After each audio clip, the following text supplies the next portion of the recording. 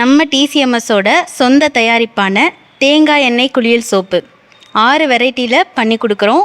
அந்த சோப்பில் என்னென்ன இருக்குது, என்னென்ன இன்க்ரீடியன்ட்ஸ்லாம் சேர்க்குறாங்க, அதோட பெனிஃபிட்ஸ் பற்றி இந்த வீடியோவில் நம்ம பார்க்கலாம். நமது டிசிஎம்எஸோட ஃபஸ்ட்டு கோகோனட் ஆயில் சோப்பை பார்க்கலாம். இங்கே பாருங்கள், நம்ம டிசிஎம்எஸோட லோகோலாம் இங்கே இருக்குது. இது பியூராக ஹேண்ட்மேடில் பண்ணது pure coconut oil bath soap. இதில் என்னென்ன இன்க்ரீடியன்ட் போட்டிருக்காங்கன்னு சொல்லியிருக்காங்க.